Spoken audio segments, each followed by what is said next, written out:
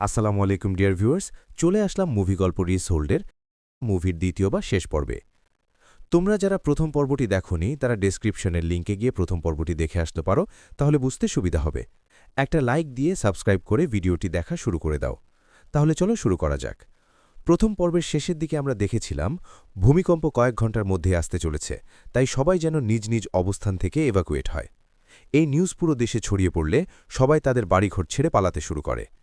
এরপর দেখা যায় ব্লেক ইতিমধ্যেই একটা দোকানে ঢুকে পড়ে ল্যান্ডলাইনের ব্যবস্থা করে ফেলেছে এবং সেটা দিয়ে সে তার বাবাকে কল দেয়। সেখানে ব্লেকের কণ্ঠ শুনে রে যেন স্বস্তি ফিরে আসে। এরপর সে বলে যে যত দ্রুত সম্ভব সে যেন এই শহরের সবচেয়ে উঁচু স্টিলের টাওয়ারটাতে চলে যায়, কারণ এতে করে রে তাকে সেখান থেকে সহজে উদ্ধার করতে পারবে। এরপর ব্লেক যখন জানায় যে তার মায়ের হবু স্বামী তাকে মরার জন্য কাপুরুষের মতো ফেলেই পালিয়ে গেছে, এটা শুনে এমার মাথা পুরোই খারাপ হয়ে যায়। সে তক্ষুনি ড্যানিয়েলকে ভয়েস মেসেজ দিয়ে বলতে থাকে যে এখনও যদি তুমি মারা না যাও তাহলে মনে রেখো আমি নিজে তোমাকে হত্যা করব। এই কথা শুনে রের বেশ ভালোই লাগে, কারণ যাই হোক এমা ও তার মেয়ে এখনও তার জীবনের সবচেয়ে বড় সম্পদ। তখন এমা ও রের প্রতি টান অনুভব করে, তাই সে তাকে জিজ্ঞেস করে কেন তাদের সম্পর্কটা এমন হয়ে গেল। কিন্তু রেকে দেখে বোঝা যাচ্ছে যে সে এই ব্যাপারে কেন জানি কিছু বলতে চাচ্ছে না। যাই হোক, এভাবেই তারা সামনে আগাতে থাকে। কিন্তু তখনই ঘটে এক আকস্মিক ঘটনা। তারা যে হেলিকপ্টারে করে যাচ্ছিল সেটাই হঠাৎ ইঞ্জিন ফেলিয়ার দেখা যায়। ফলে রে বুঝতে পারে যে এখন তাদের ক্র্যাশ ল্যান্ডিং করা ছাড়া আর কোনো রাস্তা নেই। তাই সে এমাকে শক্ত করে ধরে রাখতে বলে যথাসম্ভব সেফলি সেই হেলিকপ্টারটিকে ল্যান্ড করে নেয়। এরপর তারা দেখতে পায় পুরো দেশে এই অবস্থার মধ্যেও কিছু মানুষ বিভিন্ন দোকান থেকে লুটপাট করতে ব্যস্ত। আসলে কি আর বলবো, শুধু আমাদের দেশেই নয়, পুরো পৃথিবীতেই এমন ফাউল লোকের অভাব নেই। যাই হোক, এখন রেদের তো আর এখানে বসে থাকলে হবে না, তাই সেই দোকান লুট করতে থাকা এক লোকের গাড়ি হাইজ্যাক করে তা নিয়ে বেরিয়ে পড়ে ব্লেককে উদ্ধারের জন্য। মানে কি আর বলবো, চোরের উপর বাটপড়ি। তবে পথে যেতে যেতে সে দেখতে পায় দুজন বৃদ্ধ তাকে সামনে এগোতে মানা করছে। প্রথমে সেটা তোয়াক্কা না করলেও একটু দূরে গিয়ে সে যা দেখতে পায় তা যেন তাদের ভেতরটাকেও কাঁপিয়ে দেয়। তারা দেখতে পায় এই ভূমিকম্পের ফলে পুরো বিশাল এক এলাকা ধরে মাটি ফেটে দুভাগ হয়ে গেছে। আসলে এটাই ছিল সেই স্যান অ্যান্ড্রেস ফল্ট লাইন, যা ভূমিকম্পের কারণে একে অপরের থেকে বিচ্ছিন্ন হয়ে গেছে। এরপর তারা দুজন আবারও ব্যাক করে সেই দুজনকে ধন্যবাদ দিতে থাকে তাদের সতর্ক করার জন্য। এখানে রে খেয়াল করে এই বৃদ্ধ লোকটি একজন রিটায়ার্ড পাইলট, সুতরাং তার কাছে কোনো এয়ারক্রাফট থাকার সম্ভাবনা রয়েছে। তাই সে লোকটিকে অনুরোধ করলে লোকটি তার পার্সোনাল এয়ারক্রাফটটি তাদের ওই গাড়ির বদলে দিয়ে দেয়, কারণ এই মুহূর্তে তাদের ফ্লাইটটির চাইতে এই গাড়িটি বেশি প্রয়োজন ছিল। এই প্লেনটি পেয়ে তাদের যে কি উপকার হয়েছে সেটা ভাষায় প্রকাশ করার মতো না। এখানেই আজ এত বছর পর রে ফাইনালি তার মনের কষ্টের কথাগুলো এমাকে খুলে বলে। সে বলতে থাকে মেলোরির মৃত্যুর জন্য সে সব সময় নিজেকেই দায়ী মনে করে, কারণ একজন রেস্কিউয়ার হয়েও সে তার নিজের মেয়েকে রক্ষা করতে পারেনি। আর এই কষ্টই নিজের ভিতরে রেখে সে ধীরে ধীরে তাদের থেকে দূরে সরে গিয়েছে। তখন এমা রের ব্যাপারটি বুঝতে পারে। সে তাকে বোঝায় তার এখানে কোনো দোষ ছিল না, হয়তো তাদের ভাগ্যে এটি লেখা ছিল। তবে তাকে এভাবে ভেঙে পড়লে হবে না। সে তাকে নতুন করে আরও একবার শুরু করতে বলে, অর্থাৎ তাদের মধ্যে যে ভুল বোঝাবুঝি ছিল তার অবশেষে অবসান ঘটল। অতপর ফ্লাইট নিয়ে তারা দুজনে আবারও আকাশে উড়াল দেয় তাদের একমাত্র মেয়েকে বাঁচানোর জন্য। তবে সেখানে পৌঁছেই উপর থেকে রে যে দৃশ্য দেখতে পায় তাতে সে শিউরে ওঠে। তারা দেখতে পায় যে পুরো শহর একদম তছনছ হয়ে পড়েছে, এমনকি এয়ারপোর্ট পর্যন্ত ভেঙে জঘন্য অবস্থা হয়ে আছে। তার মানে এই এয়ারপোর্টে তাদের ল্যান্ড করা কোনো মতেই সম্ভব নয়। এই অবস্থায় রে হুট করেই এমন এক সিদ্ধান্ত নেয় যা আমি ভাবতেও পারিনি। সে ওই প্লেনটিকে অটোমেটেড মুডে রেখে এমাকে নিয়ে প্লেন থেকে জাম্প করার সিদ্ধান্ত নেয়। কিন্তু এমা তার জীবনে কখনোই এভাবে প্যারাশুট নিয়ে লাফিয়ে দেয়নি, তাই সে কোনোভাবেই এতে রাজি হচ্ছিল না। তবে রের কথায় ভরসা করে অবশেষে সে তার সাথে ফ্লাইট থেকে লাফিয়ে পড়ে। আর রেও তাকে খুবই সেফলি ল্যান্ড করায় একটা বেসবল স্টেডিয়ামে। এখান থেকে একটু দূরেই ছিল সেই স্টিল টাওয়ারটি যেখানে রে ব্লেককে আসতে বলেছিল। এদিকে ব্লেক, বেন ও অলি মিলে খুঁজতে খুঁজতে সেই টাওয়ারটি সন্ধান পেয়ে যায়। তবে এখানে দেখা যায় যে ওই টাওয়ারের আশেপাশে ভয়ঙ্কর আগুন লেগে গিয়েছে। তার মানে এই মুহূর্তে তাদের পক্ষে ওই টাওয়ারে যাওয়া কোনোভাবেই সম্ভব নয়। কিন্তু তারা যে যেতে পারছে না এটাও ব্লেক তার বাবাকে জানাতে পারছিল না। এমত অবস্থায় তারা কি করবে বেন আর অলি বুঝেই উঠতে পারছিল না। তবে তখন ব্লেক জানায়, যেহেতু আমার বাবা আমাকে উঁচু কোথাও যেতে বলেছে, তার মানে এই টাওয়ারের চেয়েও উঁচু যে স্থান আছে সেখানে আমাদের যেতে হবে। অলি তখন তাকে বলে যে আশেপাশের সবচেয়ে উঁচু স্থান হল নবীর। এটা শুনে তারা সবাই সিদ্ধান্ত নেয় সেই পাহাড়ের দিকে রওনা হবার। তবে এরই মধ্যে স্যান অ্যান্ড্রেস ফল্টে আবারও শুরু হয় এক দানবীয় ভূমিকম্প। এই ভূমিকম্প আগেরগুলোর চেয়ে এতটাই বেশি শক্তিশালী ছিল যে এর কারণে আকাশ সমান বিল্ডিংও তাসের ঘরের মতো ভাঙতে শুরু করে। জাস্ট চিন্তা করো, এমন অবস্থায় যদি তুমি থাকতে তাহলে তোমার মনের অবস্থা কেমন হতো। এদিকে ডক্টর লরেন্স তার পুরো টিম নিয়ে বিল্ডিংয়ের ভেতরে শেরফ ঈশ্বরকে ডাকতে থাকে। অন্যদিকে রে আর ইমা যে স্টেডিয়ামে ছিল সেটাও এই ভূমিকম্পে হুড়ুড়মুড় করে ভেঙে যেতে থাকে। মুহূর্তের মধ্যেই পুরো শহর যেন ধুলোয় মিশতে শুরু করে। এখানে রে ও ইমা নিজেরা বাঁচার পাশাপাশি অন্যদেরকেও হেল্প করতে থাকে সেখান থেকে বেরিয়ে যেতে। কারণ আর যাই হোক, রে একজন রেস্কিউয়ার, যেখানে তার দায়িত্ব হচ্ছে নিজের আগে অন্যের জীবনকে বেশি গুরুত্ব দেওয়া। অন্যদিকে ব্লেক উপর পড়ে যায় সেই ভয়াল ভূমিকম্পের মধ্যে। তাদের চারিপাশ যেন খেলনার মতো দুমড়ে মুচড়ে যেতে শুরু করে। এরই মাঝে উপর থেকে পড়া কাচের টুকরোয় পেনের পা মারাত্মকভাবে আহত হয়। তবে তারপরেও তারা কোনোভাবে তাকে ধরেই সামনের দিকে আগাতে থাকে। ওদিকে ভূমিকম্প থেমে গেলে রে ওই টাওয়ারটিকে দেখতে পায়, যেটা এসে ব্লেককে আসতে বলেছিল। কিন্তু টাওয়ারের অবস্থা দেখে সে বুঝতে পারে যে ব্লেককে এখানে পাওয়া যাবে না।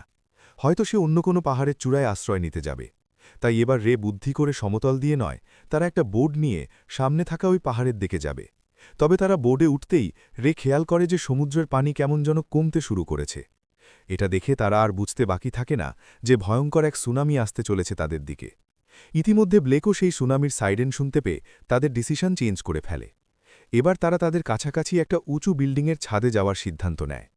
ওদিকে পুরো স্যান ফ্রান্সিসকো শহরকে মাটির সাথে মিশিয়ে দিতে তৈরি হয় এক মনস্টার আকৃতির সুনামি। সেই সুনামির ঢেউয়ের উচ্চতা ছিল প্রায় ১০০ মিটার, যা মুহূর্তেই আছড়ে পড়তে থাকে এই ধ্বংসস্তূপ শহরের দিকে। এখানে রে আর কোনো উপায় না পেয়ে ঢেউ ভেঙে যাওয়ার আগেই তার উপর ওঠার আপ্রাণ চেষ্টা করতে থাকে। কিন্তু তখনই তাদের সামনে জমের মতো এসে হাজির হয় এই শিপটি। তবে রের দক্ষতার জন্য অবশেষে সে কোনো মতে নিজেদের বাঁচিয়ে ওই ঢেউয়ের উপর উঠে পড়তে সক্ষম হয়। আর দেখা যায় এই সুনামি তার ধ্বংসলীলা চালিয়ে পুরো শহরকে আস্ত গিলে ফেলছে। এখানে আমরা আবারও সেই স্বার্থপর ড্যানিয়েলকে দেখতে পাই, যে তার প্রাণ বাঁচাতে বাঁচাতে এই ব্রিজে এসে আশ্রয় নিয়েছিল। কিন্তু এবার তার ভাগ্য আর সহায় হয় না। সুনামির ভয়াবহতা এবার তার প্রাণ তাকে বিলিয়ে দিতে হয়। অন্যদিকে ব্লেকরাও অনেক চেষ্টা করে বিল্ডিংয়ের ২০ তলা পর্যন্ত উঠতে সক্ষম হয়। কিন্তু এত উপরে ওঠার পরেও তারা দেখতে পায় যে সুনামির পানি তাদের দিকেই ধেয়ে আসছে। এর কিছুক্ষণের মধ্যেই তারা সবাই মিলে সেই পানির তোড়ে হারিয়ে ডুবে যেতে শুরু করে। তবে তারা কোনো মতে সেই যাত্রায় নিজেদের বাঁচিয়ে নিয়ে উপরের তালায় উঠে পড়তে সক্ষম হয়। এদিকে রে আর এমা তাদের মেয়েকে হন্য হয়ে খুঁজতে শুরু করে। শহরের এমন ভয়ঙ্কর অবস্থা দেখে ইমা ইতিমধ্যে ধরেই নিয়েছিল যে তারা হয়তো তাদের মেয়েকে আর কোনো দিনই খুঁজে পাবে না। কিন্তু এখানে রের মনে বিশ্বাস ছিল যে তার মেয়েকে সে নিশ্চয়ই খুঁজে পাবে। রে তখন আশেপাশে তাকিয়ে দেখতে পায় যে একটা বিল্ডিং এখনও ঠাই দাঁড়িয়ে আছে।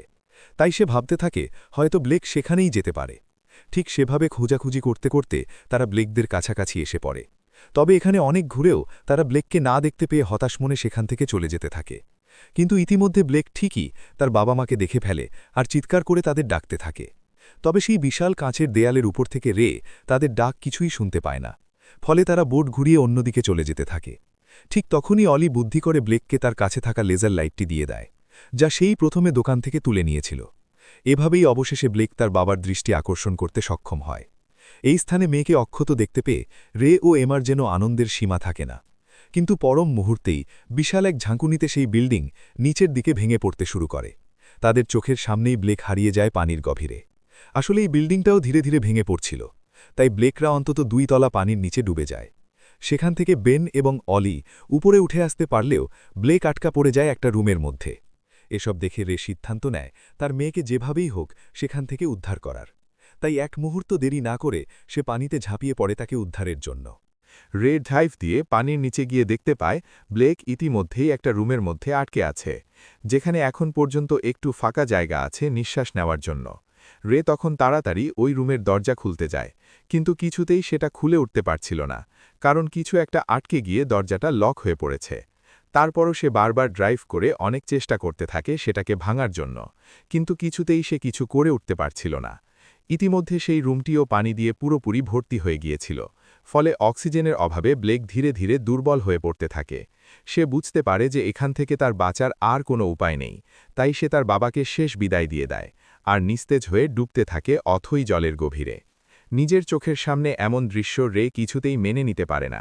সে অলরেডি তার এক মেয়েকে হারিয়েছে, তবে এবার সে কোনোভাবেই তার দ্বিতীয় মেয়েটিকেও চোখের সামনে মরতে দিতে পারবে না। তাই সে পাগলের মতো সবকিছু ভুলে সেই দরজায় বাড়ি দিতে থাকে আর ফাইনালি একসময় সেটা ভেঙে গেলে সে এক মুহূর্ত সময় ক্ষেপণ না করে ব্লেককে নিয়ে উপরে উঠে আসে। তবে উপরে উঠে সে দেখতে পায় তার মেয়ে আর কোনো রেসপন্স করছে না। ইতিমধ্যে তার নিঃশ্বাস আর হার্টবিটও বন্ধ হয়ে গেছে। তাই রে সাথে সাথেই তাকে সিপিআর দেওয়া শুরু করে। ইতিমধ্যে ওই বিল্ডিংটিও পুরোপুরিভাবে ভাঙতে শুরু করে দিয়েছে। এই দৃশ্য দেখতে পেয়ে এমা বোটটি জ্বালিয়ে সোজা ওই বিল্ডিংয়ের কাঁচ ভেঙে ভেতরে ঢুকে পড়ে আর একদম শেষ মুহূর্তে সবাইকে নিয়ে সেখান থেকে বেরিয়ে পড়ে। ঠিক এরপরেই সেই বিল্ডিংটিও নিমিষেই মিশে যায় পানির সাথে। এদিকে ব্লেক কোনোভাবেই নিঃশ্বাস নিচ্ছিল না। এত কাছে এসেও রে তার মেয়েকে এভাবে হারিয়ে ফেলবে তা যেন সে কিছুতেই মেনে নিতে পারছে না। তাই সে পাগলের মতো তার বুকে বারবার সিপিআর দিয়ে ঈশ্বরের কাছে প্রার্থনা করতে থাকে। সে তার আরেকটি মেয়েকে কোনোভাবেই হারাতে দিতে পারবে না। এভাবেই বেশ কিছুক্ষণ পর ফাইনালি ব্লেক আবারও নিঃশ্বাস নিতে শুরু করে। অবশেষে এক বাবার অদম্য বিশ্বাস আর ভালোবাসার জন্যই তার মেয়ে জীবন ফিরে পায়। এভাবেই মুভির একদম শেষ সিনে দেখা যায় ইতিমধ্যেই সেই বিভীষিকাময় ভূমিকম্প থেমে গেছে আর পুরো মিডিয়ায় লরেন্সকে নিয়ে অনেক হইচই পড়ে গেছে। রে আর এমা তাদের ডিভোর্সের সিদ্ধান্ত থেকে সরে এসেছে।